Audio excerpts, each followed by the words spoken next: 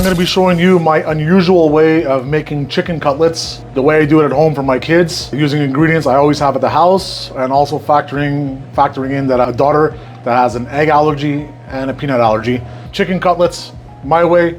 Spiro's gonna be backing me up. So we got, looks like 1, 2, 3 chicken cutlets and a bunch of scraps from on a Monday morning at the market next to the restaurant. That's okay, we'll make it work. I'm just gonna process the chicken quick. All I'm gonna do right now, take off any extra fat, remove the tenders, right in half with these fillets. And don't worry about it. It doesn't have to be perfect, because we're gonna make these so thin, it ain't gonna matter. We're bringing these home today, boys. There we go. We've opened up the chicken. Spiro's gonna he's just gonna even out the chicken. We have a big block. I would do this at home as well. Here's part 2 of my unusual madness. So, you like panko, use panko. You like Italian seasoned breadcrumbs, do that. You like regular breadcrumbs, go ahead. I do have a breadcrumb that is safe for my daughter here, but sometimes at the supermarket, a lot of the breadcrumbs I find may contain traces of nuts or peanuts or whatnot. So I'm gonna use Saltine soda cracker. I mean, the whole world must have these, right? I'm gonna basically smash this up. I have my little Ninja here that we brought today, and this is exactly what I would do at the house. We're gonna make breadcrumbs with the soda cracker, and they taste freaking amazing. Spiro, what are you doing over here? Just evening out these chicken fillets to have a nice even cook. You trying to get them paper thin? Not paper thin. Yeah, pretty thin.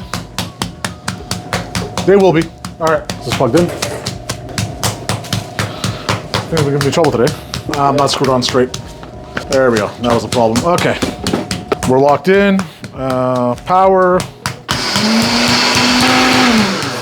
I'm just gonna get a little container. And here we have some soda crumb. I'm gonna do the rest of it. It's gonna take a couple batches, break it up in the bag a bit. But look how beautiful that crumb is. It's got a nice salty flavor. I like it very salty, so you can use unsalted if you don't like things too salty. You know, dealer's choice. But it's just one way you can make your own crumbs quick. And we'll do the last of it. There we go. We have our breading. Let's set that aside. I always work on parchment at the house, minimize the mess. So I'm gonna season the meat right here. The fresh parsley, salt, pepper, a little garlic flake. You mind flipping this, Spiro, so I keep my hands. Yeah.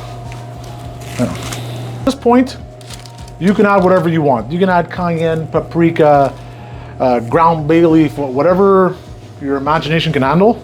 We're seasoning on both sides. Spiro can get us a little fresh flour. Well, this is three chicken breasts and a few tenders. It's gonna add up. They're very thin, but I do this for parties. Like I'll do chicken cutlets with a big plate of pasta, a nice salad, and you know, when I'm entertaining now, you know, besides the booze, it's always families. So, and all our kids are young. All our kids are under 10. So chicken cutlets and some tomato pasta makes everybody really, really happy. If I were alone, I would flour them all in advance and do it myself, but Spiro's here, so. Just water? Just water. So water will do the trick. It'll bind the cutlet. No egg wash, Like flour. no nothing. If you want to add more Parmesan cheese or whatnot to your cutlets, but this is something that we make really fast at home, you know, like making it even a little faster here because, you know, we have a bigger table and bigger pans and everything else. These cutlets they're gonna come together so fast that you don't need an egg wash, you don't need anything, you know, and it can be done with minimal dishes, and that's why I always work on parchment at the house. I'll have it on my cutting board. And to be honest, I could even, I do this for my wife sometimes, big batches like this, and I'll freeze some, and then she could just take it out and she can repass it at some breadcrumbs right before she fries it, or but normally you don't even need to. They crisp up pretty good. So Last piece, sir. And one more here. So all I got to do now is bring these to the front and fry them up. We'll do that right away. So warming up some oil. I'm going to use 2 pans just to save you guys a bit of time there. How hot are you trying to get this oil? 350-ish, 320 to 350. You can use a thermometer, check the heat, or you could just take a piece of the breading, throw it in there, and if you're boiling, you're seared, you're good to go. I'll start with the bigger pieces.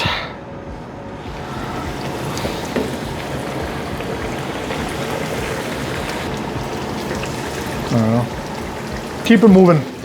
When you're cooking in deeper oil, I could do this very shallow, but just keep it moving. And she's not likely to burn her cutlets. Like you'll probably seen in a lot of other videos, you're looking to see coloration on the side of the cutlets. If they start coloring on the edges, we're not there yet, but by the time these get crispy on both sides, they're cooked. They're so thin right now.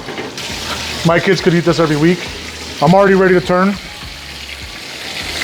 It's a very light, the breading is very white. So it's not gonna get as dark as, let's say, your darker breadcrumbs. The color of your breadcrumbs will affect the color of your cutlet. So. Do you have a chicken nugget recipe? No. You want one? I don't know, something for the kids? I mean, everyone likes the, everyone likes Mickey D's, right? At this point now, I hear my oil getting a lot louder. The last of the moisture is coming out of the chicken. It also means I should turn down my heat so I don't burn the next cutlets. One more turn just to see everything's good on the other side too. Out we go. There we go, beautiful. Let's reload over here. And then we can finish this off in 2 batches. Okay. My oil cooled off a bit too much, so we'll crank the heat back up. Okay.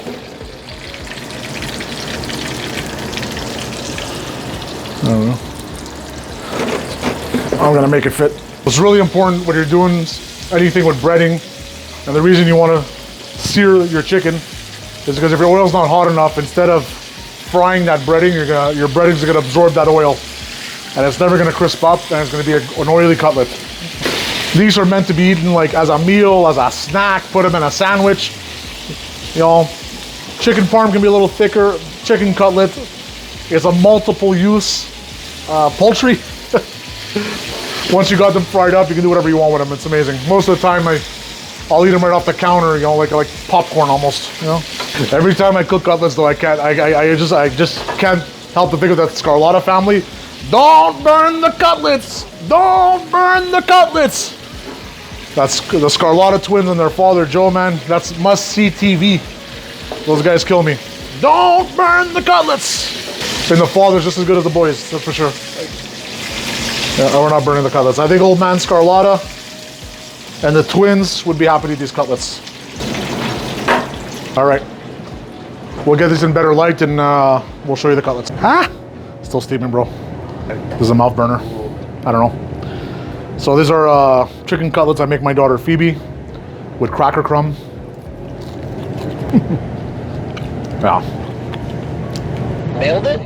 Nailed it. Really, man? Honestly. Salt, pepper, flour, water, cracker crumb. You could get away with just that. If you like things with more kick. So, hope you like it. Let me know if you try it. Phoebe's Cutlets. How about that? Vivaldi.